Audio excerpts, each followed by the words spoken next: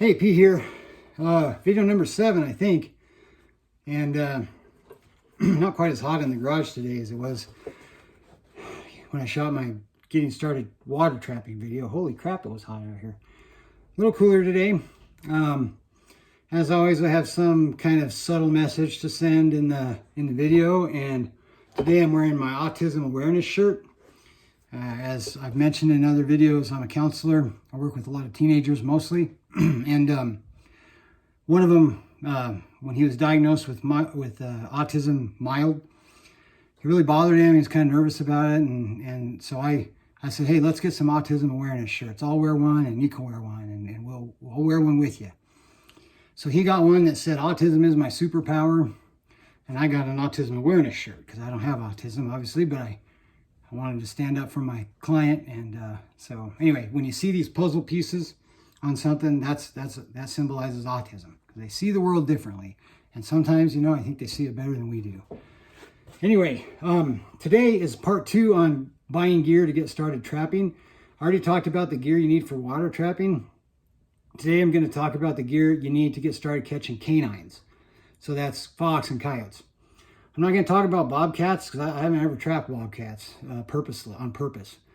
I'm not going to talk about fisher or whatever else you could trap on land out there. I don't trap any other stuff. I mean I trap skunks sometimes for landowners, but not with long springs, and I wouldn't wish skunk trapping on anybody. So I'm going to stick with the stuff I know, and I'm going to stick with long spring type stuff in my videos. You can obviously catch coons on land, and like I mentioned in my last video, if that's something you want to get into, and you can probably see some of the raccoons behind me there, dog-proof traps is way easier system to use than anything else. So anyway, today we're going to talk about coyotes, and we're going to talk about fox, and we're going to start from the ground up. So when you're trapping, the first thing that you're normally going to put into the ground is going to be the thing that you're using to dig your trap bed. And this is the tool I use. You notice it's got a sledgehammer on one side. It's got this trapping or this digging tool welded to it. It's stainless steel. No, wait, I don't think that's stainless, but anyway, it's steel. And then it's got a digging trowel built into it too, so that I can dig holes for dirt hole sets if I want. But I actually use an auger, which I don't have with me today for this video because it's just faster with an auger. But if I'm not taking my drill with me, then I'm going to probably be using this to dig my dirt holes if I'm doing a dirt hole set. I suggest paying some money for one of these. Okay, again, you don't need to break the bank when you're getting ready for trapping. Okay, but buy some. But the stuff that's going to make it more comfortable for you and easier on you. Oh my goodness, I'm telling you, spend the money. I bought one of these tools from, I won't say where because I buy other stuff from that I like, but I bought one that has a fiberglass handle, and then it didn't even last an entire season. Okay, so this baby, you could take this into combat. All right, I'll probably never have to buy another one, until this just falls apart from rust or something. But anyway, so you're gonna dig your trap bed with one of these, and you can drive your stakes with one of these. So the next thing you're gonna need is your stakes for your trap. Let me give you a little information on stakes real quick, okay? In Idaho, what I have found is that in the desert, a 24-inch stake is a lot of times too big. It's too long.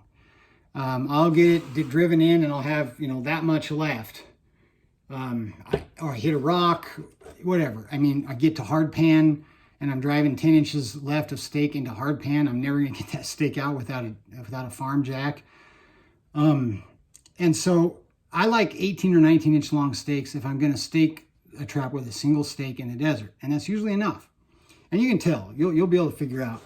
On farmland though, that's desert. On farmland, sometimes 24 inches isn't long enough.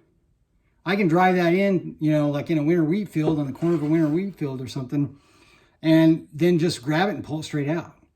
So what I recommend is you go with like 18-inch stakes, and you buy enough that if you need to double stake something, you can, or if you want to single stake it, you can. So you'll want to get some double stake swivels, these things, and some single stake swivels, and some quick links, which is those, to put through.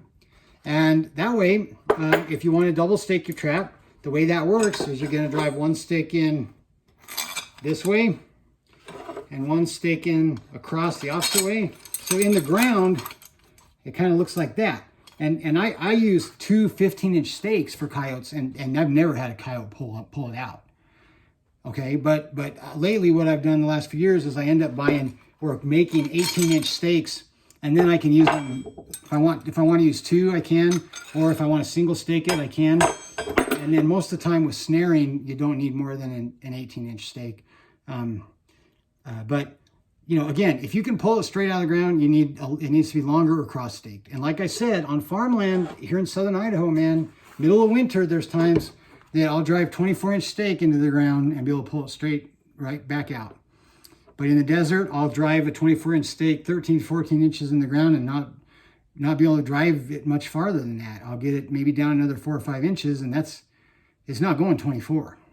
And nothing is more aggravating than trying to drive a friggin' stake in the ground in the desert after you dug your trap bed and it's perfect and you're ready to put the stake in and you can't get it in the ground, you know? And so there's another reason why I have more chain on my traps, because there's times that I can't get the stake driven into the trap bed, so I have to stake the trap somewhere else. And if I don't have enough chain to do that, I'm screwed. I just did all that work for nothing. So I like to have, you know, lots of chain on my traps so I can have room to put stake different places. But I think it's a waste of time to buy 24-inch stakes for the desert in Idaho. Okay, if you're trapping mountain lion or wolves, fine. I would probably try to figure out a way to cross stake 24s. Okay, but like coyotes and fox, not for me. Okay, if you want to go with lighter stakes, you can go with these little guys like these 15s, but you're going to be double staking everything. Okay. Now, I never ran into a situation where I couldn't get away with double staking 15s, but I've actually been in some dirt, a few places where I was anchoring to fences or things where even double staking 15s might have been a little short. So that's why I like the 18s, right? So you need your stakes and then your stake swivels. So that's these. This is a double stake swivel. It does not come with quick links. It only comes with the part that holds the stakes and the little J-hook. Invest in the J-hook crimper. It's like $12 and it is way easier than trying to do this with a vise or channel locks. Okay, so your J-hook crimper. If you're gonna go single stake swivels, order your quick links. All right. Then if you're gonna be digging deep holes with your sets, I recommend, if you're not gonna use an auger, getting one of these stainless steel, or not stainless steel, but steel trowels. This is all steel, and then I painted it with Rust-Oleum, rusty metal primer to protect it. And this thing is indestructible as this, and it's a lot easier to dig with than this. Problem is, if you're like me, there's a lot of places where I can't necessarily drive to all my sets, you know. So I have to load my Alice pack up, and like takes me back to my Marine Corps days with a whole bunch of shit in it, and then make like a mile and a half loop, setting and checking and doing my stuff. So having, you know, a whole bunch of this kind of stuff in the back of my pack, it's like, no, it's just too much garbage, man. So this is great if you're just sitting out of the back of your truck or your Jeep. But if you have to pack anywhere, I recommend some kind of a combination tool. And sometimes it's even worth getting the auger for your drill and actually just packing the drill with your auger because it's so much faster. And you can get like almost a 2-foot hole. So anyway, need something to dig. then we've dug our bed, we've staked it, right, with our modified traps like I showed in my other videos. Lots of chain so you can move it around if you need to. Lots of swivels on the chain. If you're going to use a lot of chain, put some extra swivels in there. If you're going to use short chains, you don't need as many swivels. And then you're going to need your sifter.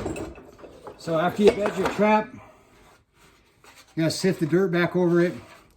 This is the cheapest sifter you can buy. I buy one about every 2 years or so. It's light. That's why I buy it. I can put a piece of wire through it, wire it onto my Alice pack. It adds no weight. If I buy one of those big steel cast iron sifters, those things weigh like 6 pounds or something. I mean, they're really heavy. And I'm not carrying that for 1.5 miles with everything else I got to carry, and then carry it back with 2 coyotes over my shoulders and whatever else. So I like this because it's light. Can get these at sporting goods stores or at any of the trap suppliers. Rocky Mountain Fur, I'm sure, carries these. Local, buy local. And then a lot of guys like a knee pad just to help a little bit with scent control and to help a little bit on wear and tear on their knees. If I'm setting out in my truck, then I use it, or my Jeep, I use it. If I have to hike somewhere, I don't take it with me. I don't need more stuff to forget, you know, at a set. So whether it makes a difference or not, I don't care to get into that argument. Some people swear it makes a difference. Other people are like, oh, I forgot my knee pad. And the next day there's a coyote in the trap. The next day, oh, I forgot my knee pad. The next day there's a fox in the trap. So I have not noticed a difference one way or the other. But after running traps for several weeks in the desert, you just get tired of kneeling on rocks and stuff. That's what I like this for. Okay, I also like it to grab it like this and brush the dirt and waft the dirt around to make it look a little more natural when I'm done. And I'll show you all that in my set making video for coyotes, okay? All right, so you've got your trap bed has been dug, dirt hole's been dug with the trowel, whatever kind of trowel you use. They even make little trowels like this that are good for taking on your water line if you're going to be doing a lot of pocket sets for mink, but you can take this with you too to dig holes for coyotes. You bed your trap. I'm sorry, you put your stake in, double or single, up to you. And now it's time to put your trap in. If you are specifically targeting fox and you don't think there's a very good chance of a coyote wandering into your set, then by all means, buy some number 2 long springs and set them for fox. Okay? But do so knowing that if a coyote comes along and happens to get into your fox set, which is possible, that number 2, unless it gets a deep pad catch where his toes are down here touching this pan and this gets him up around this part of his foot really good, he may pull out of it. And at the very least, he's probably going to bang your trap up. It's going to be dented up a little bit. You'll have to fix it. And I've had a few times where these traps have always held a coyote, but there's been times that the trap was beyond repair. It was so beat up that unless I replaced parts on it. So just keep that in mind. If you are convinced that you're mainly got fox in the area and you're targeting fox and you're not worried about coyotes getting in your sets and it's going to be a rare occasion, then by all means, number 2 long springs are a great fox trap. I highly recommend them. If I lived in an area that only had fox, that's what I would use. The problem in Idaho is coyotes are everywhere. And the property that I trap the most fox on every year, last year I caught 11 in about 3 weeks. You know, I also caught 3 coyotes. Okay. So I recommend going with at least a number 3. And if you know there's fox around, then don't go bigger than a number 3. But I would go with a number 3 double long with offset jaws to keep that fox's foot comfortable while it's in the trap, because they have a smaller leg and a foot than a coyote does. And if you go with the traditional jaws like that, you know, you could hurt his foot. We don't need that. We don't need to do that. Okay? We don't need to do that. We need to take care of these animals, keep them comfortable till we can get there. And so I use an offset jawed trap if there are fox in the area and I'm setting for coyote. This is a number 4. I don't use a number 4 in fox area that I'm aware of. I have ended up catching foxes in areas where I've had number 4 set, but this is generally a coyote targeting trap. But if I'm in fox country where there's coyotes, then I'll go with a number 3 offset jaws to keep the fox's foot comfortable. If I'm just going after coyotes and there aren't really fox in the area, then I go with 3s and 4s, and sometimes even 5s for coyote. But I always like to offset jaws as much as I can. All right? You only need about 6 to 12 coyote traps, just like you only need about 6 to 12 muskrat traps to get started. That's all you need. Just go get started. Don't break the bank. You can find these traps online, Craigslist, in ads used in the back of Trapper Predator Caller or Trapper Post or any of those magazines. You can search them up online in other spots. You know, if you're gonna buy new and you want to spend more money to buy new initially, try to find some Sleepy Creek double long springs that the dealers still have. If you can't, boy, that's the really sad reality right here, is that there just aren't any great long spring trap manufacturers for the bigger traps anymore. Used Victors are good. Sleeper Cricks are good. Used New Houses, if you can find them, are good. Used Blake and Lambs are good. I would say if you want to buy new and you can't find Sleepy Crick, then I would say the number 4 Bridger double long spring with offset jaws would be the next best bet. But you're going to want to put pip hands on them. Okay, you're going to want to plan on putting pip hands on them. That's going to bring your price per trap up to around 25 bucks or so probably. Okay, so it's spendy. You also don't need a 4-wheel drive, folks. If you want to just get started doing a little trapping, drive the car. You know, I drive my wife's car to check one of my lines. It's along a paved road by BLM land. I know where my sets are. They're about 30, 40 yards out from the road in the desert. You can't see them from the road, but I know exactly where they are. I drive my car along the road, stop, hop out. It's a country road. Nobody's out there. Climb up onto the second strand of barbed wire. I can look. If there's something in my trap, I can tell from that vantage point. If there's not, I can tell. I hop back down, jump in the car, go half mile down to my next one. And I run about 6 or 7 traps like that every year in this one spot. So you don't even need a 4-wheel drive. You know, you don't need to make this hard. You don't need to make this harder than it is. 6 to 12 traps, stakes, swivels, your tools, you're good to go. The last thing you'll need, last thing I'll mention is you're going to need something to dispatch the animal. Some people use what are called catch poles. I'm not going to get into catch poles. I don't use them. I don't like them. I don't have anything against them. Ethically, I just don't want to carry that. I have lots of places where I have to walk and hike in. So I'm old school. There's a little kid in me still. There's a little cowboy in me still. I carry a Ruger single 6 I think this is from the 50s, 22, and I dispatch all my animals with a 22 round to the head, instant kill, no psychological stress to the animal. It's, you know, piece of cake. So if you have any questions, email me, or you can add me on Facebook. And again, remember, God is great, guns are good, freedom is precious. Until next time.